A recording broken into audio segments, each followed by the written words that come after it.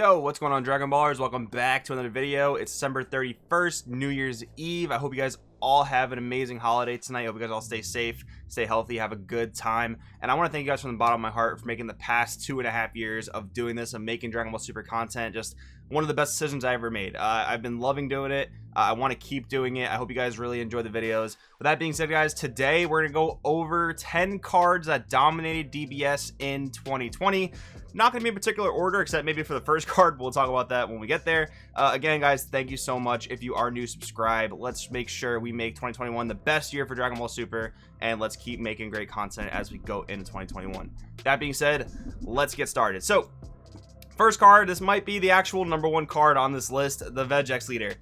This leader, man, I've talked about it in countless videos, so yeah, I feel like a broken record here. I'll try not to spend too much time on it.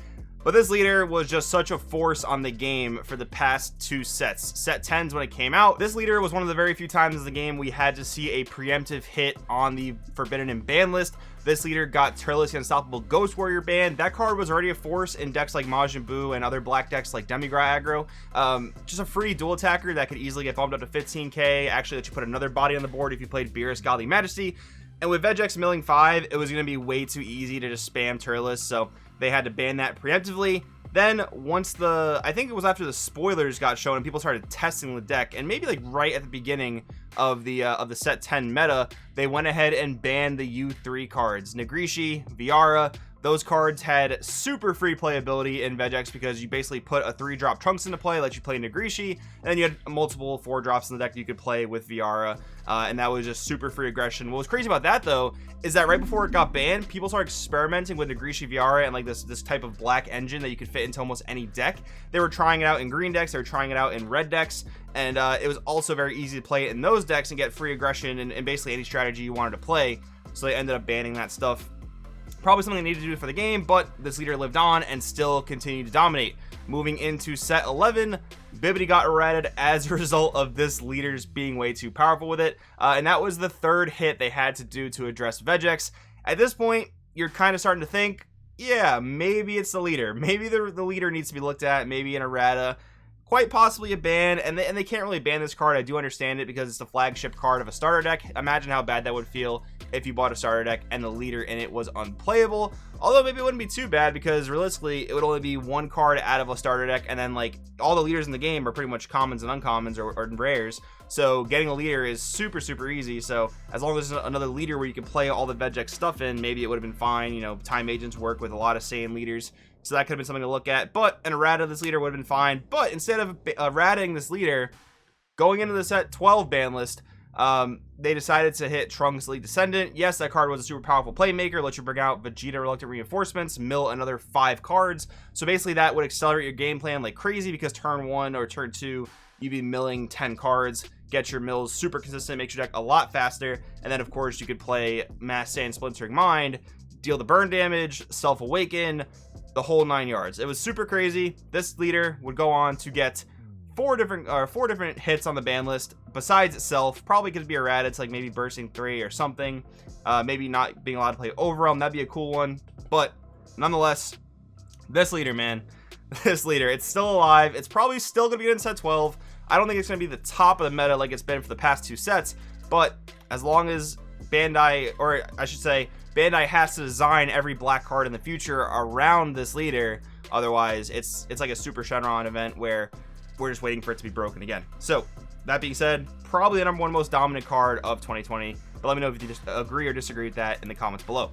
Next up, Surge Goku and Surge Piccolo. Man, when I was looking back for cards for this video, I forgot that these leaders were legal in 2020. It just felt like such a long time ago that I went to the Chicago Regional. I ended up getting 3rd place with Surge Goku, Surge Piccolo. In that time span were just so crazy powerful. I really thought it was 2019. I asked my teammates, I was like, was that Chicago Regional?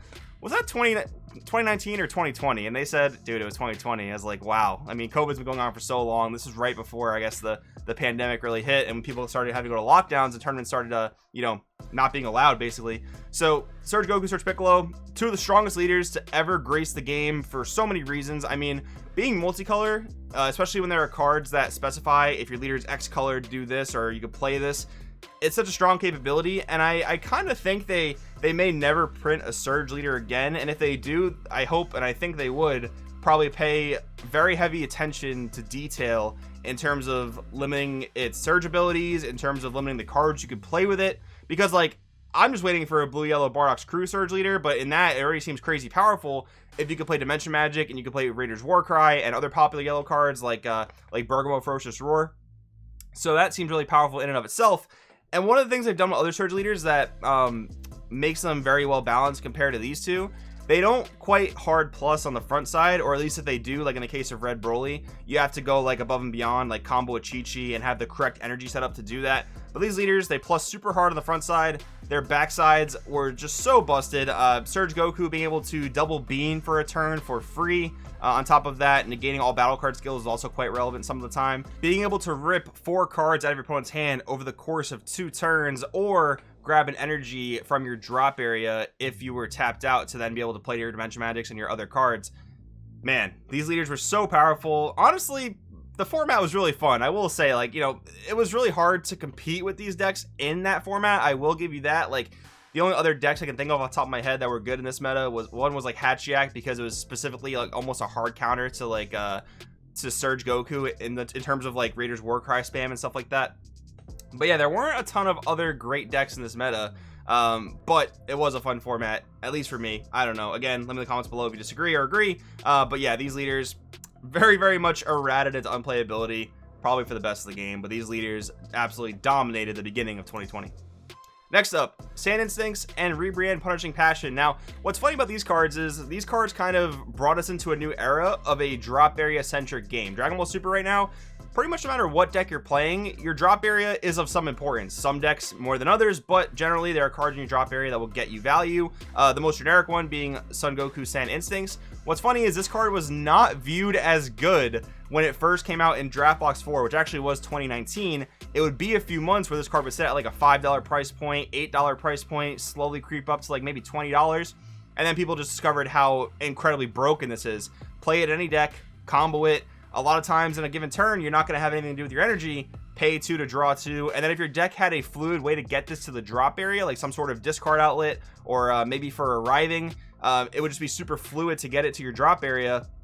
Drawing 2 there felt even more plus. So this card would really start the era of the drop area centric meta. Rebrand Punishing Passion, this card I would put like a little bit of a lower tier compared to Sand Instincts. You know, it's not as generic, it's only playable in green, but this was one of the cards that brought green into playability, which honestly was a really cool thing. Green for the longest time in Dragon Ball Super, green was probably the color that was the most unplayable for the longest amount of time. Cards like this and certain other cards came out and really gave green a good, much needed boost. And you know, Rebrand was a very, very sought after card for a long time, reaching price points of $80, $100 plus per copy. It was pretty crazy. Now it's definitely settled off. I think it's around like maybe 25, 40 bucks, somewhere in that ballpark, because it got announced for a reprint. I believe that's coming in March of 2021. So that's really good to look forward to. Also, shout out to Bandai, by the way, for really doing a pretty good job with reprints. They got to still do some stuff about Sand Instincts, but most of the other cards that we need reprints for, they're getting on the ball. But anyways, yeah, these 2 cards here, introducing the very drop area centric part of Dragon Ball Super. And it's cool because the game has evolved in that way. The game has become more complex. For me, it's more cerebral. I really enjoy the game like this as it is. Every decision feels like it matters. Every card in your deck feels like it matters. Another great thing about set 12, at least for my testing, and it has to do with cards like this as well, deck building has come back to like a creative state, right? Set 11, very, very archetype centric. Not so much in terms of like, you know, flexibility of building your decks. Set 12 has something for everyone. Archetype players who want to build really creative decks, people that are somewhere in the middle, and these cards play a big part in that, whether you want to tech them or play them or not. I think it's a really good thing for Dragon Ball Super. Anyways, moving along here, Salzino. Not much to say. I mean, this card has been one of the most annoying cards in all of 2020. Back in set 11 more so, when Gotenks had his couple weeks of just like absolutely tearing up the format. This card had a lot of people crying for it to be banned. I understand you can't really ban it. It's got too high of a price tag. I think it could be errated though to maybe like having a 1 green, 1 yellow cost, or maybe like 1 green or 1 yellow cost. I know it doesn't sound like a lot, but it means that you have to, you know, work a little harder, think a little bit more about how you're going to order your turn. You can't play this when you're tapped out. So if you spent your turn creating a board, you wouldn't be able to go into Salzino. putting the green and the yellow cost on it together would really just restrict this to green yellow decks, which I don't know if they want to do necessarily. It is nice you can play this in a mono green and a mono yellow deck, but you're basically making the mono yellow and mono green secret rares a lot less desirable. I don't know if it's a good or a bad thing, but yes, this card is incredibly powerful. Stupid good in green decks right now. Yellow decks aren't the most popular at the moment, but that could always change. We'll see what happens going into set 12 meta, but of course this card is crazy powerful. One of the most dominant cards in 2020. Boonie and Dorm Potential Unleashed. What's funny about these cards is Boonie was definitely a force at the beginning of 2020. It just was one of the best blue cards in the game, and blue was one of the strongest colors in the game at this point, and there were other points in the game as well where blue was just the clear best color, right? But what's funny about Boonie is for as much as this card got, you know, requested to be banned and, you know, saying how it's too OP, it actually faded into a point of unplayability for a little while. Now it's at the point where blue players are maybe playing 2 copies, maybe playing 3 copies on top of other blue 4 drops, and that's due to a card, Dorm Potential Unleashed. Dorm Potential Unleashed being another one of the top cards of 2020. This card came out, basically gave green a Nimbus, again one of those cards that brought green back into playability, and a card like this and some other cards in the game kind of rendered Boonie more or less useless, or at least a lot less desirable, a lot less playable. So these are definitely gonna be 2 cards that go down as some of the most dominant cards 2020. Boonie less so as we go to the end of 2020, but Dorm Potential looking very, very good going into 2021 as well. Next up, Godsling Technique Trunks Frieza Charismatic Villain, 2 of the strongest free unison counterplays in the game. Basically, when you're building a deck, you're forced to look at it in this way. Can my battle cards or my boss monster play around God Ceiling? Does it have deflect basically? And then can my boss monsters or battle cards play around Charismatic Villain? Do they have barrier? Can I spam enough of them in one turn to not really care about Charismatic Villain? That sort of the thing. These cards are basically a check mark for deck building right now because you have to consider how your deck can play into them or play around them. So of course I'm going to put these down as 2 of the strongest cards in 2020. As we get into these ones, guys, these are more of my honorable mentions. This is number 11 and 12. I didn't really want to put these in the main list because Bardock is very much so like Boonie in the sense that it's fallen out of favor. It's not an automatic 4 of staple in most yellow decks nowadays. It costs a lot of energy. Yellow is not very energy fluid. People aren't really playing blue yellow.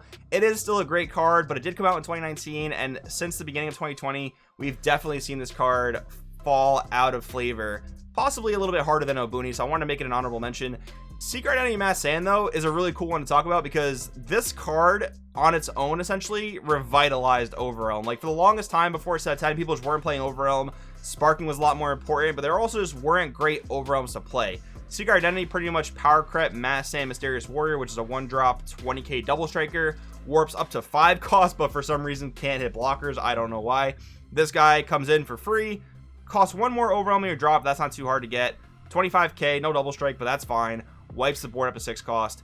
He's absolutely incredible. Really revitalized Overrealm, so definitely a solid honorable mention. But guys, I do hope you enjoyed this video. Let me know in the comments below if there are any cards that you would mention in this top 10 list. Thanks for watching. Enjoy your New Year's, and I'll see you next time.